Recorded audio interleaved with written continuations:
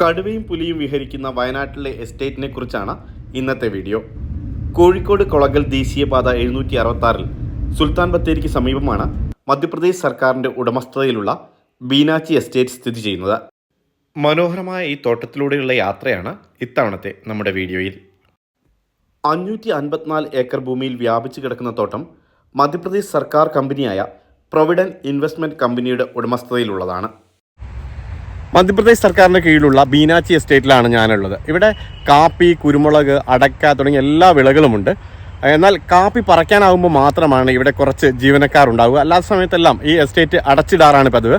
അതേസമയം ഇവിടെ വരുമ്പോൾ ഏറ്റവും ശ്രദ്ധിക്കേണ്ട ഒരു കാര്യം, കടുവ ധാരാളമായിട്ടുള്ള ഒരു സ്ഥലമാണിത്. അതുകൊണ്ട് തന്നെ ഇവിടെ അതിക്രമിച്ച് കടക്കാൻ പാടില്ല എന്നുള്ളൊരു ബോർഡ് പുറത്ത് തന്നെ വെച്ചിട്ടുണ്ട്. ശ്രദ്ധിച്ച് വേണം ഈ എസ്റ്റേറ്റിൻ്റെ അടുത്ത് വരാൻ. ഒപ്പം തന്നെ എസ്റ്റേറ്റിൽ അനുവാദമില്ലാതെ വരാനും പാടില്ല. ഞാനിപ്പോൾ അനുവാദം വാങ്ങിയതിന് ശേഷമാണ് ഇതിൻ്റെ അകത്ത് കയറിയത്.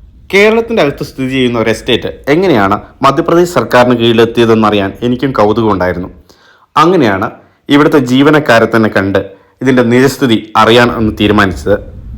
തോട്ടത്തിൻ്റെ ഉള്ളിലൂടെയുള്ള യാത്ര പേടിപ്പെടുത്തുന്നതാണ്. വഴിക്ക് വെച്ച് മനോഹരമായ കുറേ കാഴ്ചകൾ കണ്ടു. ചില അതിഥികളെയും കണ്ടിട്ടുണ്ട്.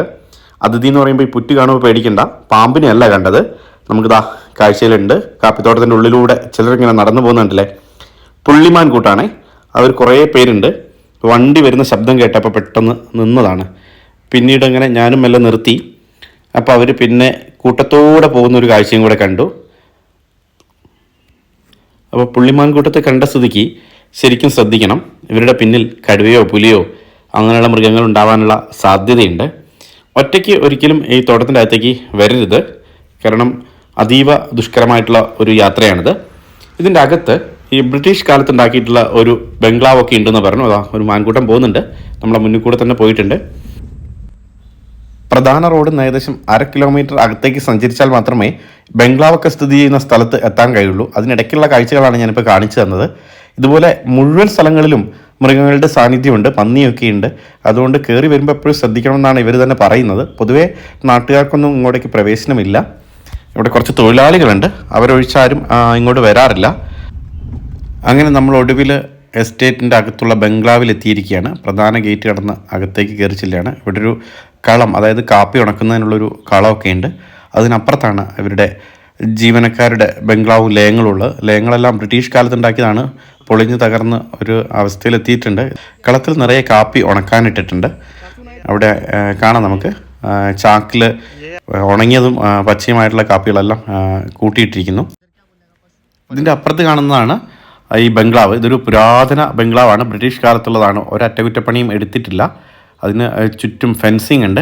മൃഗങ്ങളുള്ളത് കൊണ്ടാണ് ഇങ്ങനെ ഫെൻസിങ് ചെയ്തിരിക്കുന്നത്. ഒപ്പം തന്നെ ഇവർക്ക് വിശ്രമിക്കാനൊക്കെ ഇരിക്കാനൊക്കെ ഉള്ളൊരു ഇടം ഉണ്ടാക്കിയിട്ടുണ്ട്. ഇവിടെ 2 പേരാണുള്ളത്. അഡ്മിനിസ്ട്രേറ്റീവ് ഓഫീസർ ആനന്ദ് ദോൽദിയാണ്. അദ്ദേഹത്തെയാണ് ഞാൻ വിളിച്ച് സംസാരിച്ചത്. അദ്ദേഹം മധ്യപ്രദേശ് സർക്കാരിലെ ജീവനക്കാരനാണ്. മറ്റൊരു റാം എന്നുള്ള പേരിലൊരു ജീവനക്കാരൻ കൂടിയുണ്ട്. ഇവർ ഈ സമയത്ത് വന്നതാണ്.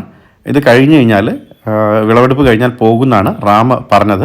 ദോൽദിയ എന്നാൽ സംസാരിക്കാൻ തയ്യാറായില്ല. നമ്മളെ നല്ല രീതിയിൽ സ്വീകരിച്ചു. കാര്യങ്ങളൊക്കെ വിശദീകരിച്ചു തന്നു. ഈ എസ്റ്റേറ്റിൻ്റെ ചരിത്രമൊക്കെ അറിയാനായിരുന്നു എൻ്റെ ഒരു താല്പര്യം. മധ്യപ്രദേശ് സർക്കാരിൻ്റെ ഉടമസ്ഥയിലുള്ള 2-3 വണ്ടികളും ഇവിടെ ഉണ്ടായിരുന്നു. ഇവർക്ക് പുറത്തു പോകാനൊക്കെ ആയിട്ടുള്ളതാണ്. എന്തായാലും വാഹനങ്ങളുടെയൊക്കെ ദൃശ്യങ്ങൾ എടുക്കണ്ട എന്നുള്ള രീതിയിൽ അദ്ദേഹം ആദ്യം പറഞ്ഞു. കാരണം ഇതെന്തെങ്കിലും തരത്തിൽ പ്രശ്നങ്ങൾ ഉണ്ടാക്കുമെന്നുള്ളതായിരുന്നു ആനന്ദ് ദോൽദിയുടെ ഒരു പേടി. അദ്ദേഹം പിന്നീട് നല്ല വിശദമായിട്ട് സംസാരിച്ചു. എങ്ങനെയാണ് ഈ എസ്റ്റേറ്റ് മധ്യപ്രദേശ് സർക്കാരിൻ്റെ കീഴിലെത്തിയത് എന്ന് തുടങ്ങിയ കാര്യങ്ങളൊക്കെ ഒന്ന് സംസാരിച്ചു.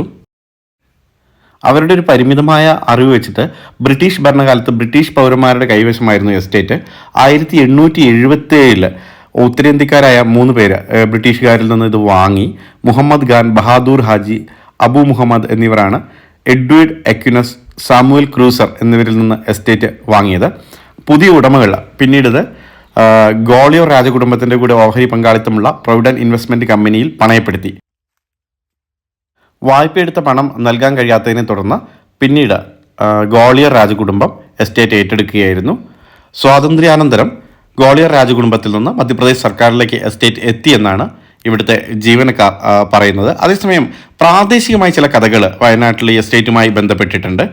അതിൻ്റെ ഒരു കഥ എന്ന് വെച്ച് കഴിഞ്ഞാൽ, ഒരു ബ്രിട്ടീഷ് ഉടമസ്ഥയിലുണ്ടായിരുന്ന എസ്റ്റേറ്റ് പിന്നീട് ബീനാച്ചി എന്നൊരു സ്ത്രീക്ക്, ഇവിടുത്തെ ആശ്രിതരായിട്ടുണ്ടായിരുന്ന ഒരു സ്ത്രീക്ക് ബ്രിട്ടീഷ് ഉടമകൾ കൈമാറിയെന്നും പിന്നീട് ഇവർ മൈസൂരിലേക്ക് പോയെന്നും ഇവർ എസ്റ്റേറ്റ് കൈമാറ്റം ചെയ്തു എന്നുമാണ് ആ കഥ. അതിന് എത്രമാത്രം സാധുതയുണ്ട് എന്ന് എനിക്കറിയില്ല. എന്തായാലും ഇത്തരം കഥ വയനാട്ടിൽ പ്രചരിക്കുന്നുണ്ട്. എന്തായാലും എസ്റ്റേറ്റിൻ്റെ ചരിത്രം അവിടെ നിൽക്കട്ടെ. കോവിഡ് അനന്തരം ഈ എസ്റ്റേറ്റിൽ കാര്യമായ ജോലികളൊന്നും നടക്കുന്നില്ല. അങ്ങനെ ഇപ്പോൾ ഇത് ശരിക്കൊരു കാട് പോലെ ആയിരിക്കുകയാണ്. അങ്ങനെയാണ് വന്യമൃഗങ്ങളുടെ ശല്യം ഇവിടെ കൂടിയത്. ഇടയ്ക്ക് കേരള സർക്കാർ ഈ എസ്റ്റേറ്റ് ഏറ്റെടുക്കാൻ ഒരു നീക്കം നടത്തിയിരുന്നു. 2 സംസ്ഥാനങ്ങളിലെയും ചീഫ് സെക്രട്ടറിമാർ തമ്മിലൊരു ചർച്ചയൊക്കെ നടന്നതായിട്ട് വാർത്തകൾ വന്നിരുന്നു. എന്നാൽ തുടർ നടപടികളൊന്നും ഉണ്ടായിട്ടില്ല. വന്യജീവി സംരക്ഷണ കേന്ദ്രം പോലെ മാറ്റാനോ അല്ലെങ്കിൽ വലിയ എന്തെങ്കിലും ബൃഹത് പദ്ധതികൾക്ക് വേണ്ടി ഉപയോഗപ്പെടുത്താനോ ഒക്കെ ആയിരുന്നു ചർച്ചകൾ വന്നത്. പക്ഷെ അതൊന്നും നടന്നില്ല. എന്തായാലും ഒരു ജൈവ വൈവിധ്യ കേന്ദ്രമാണിത്. ഇതൊരു സംരക്ഷിത മേഖലയായി നിലനിൽക്കട്ടെ എന്നാണ് എൻ്റെ അഭിപ്രായം. വീണ്ടും അടുത്ത ആഴ്ച നല്ലൊരു വീഡിയോയുമായി കാണാം.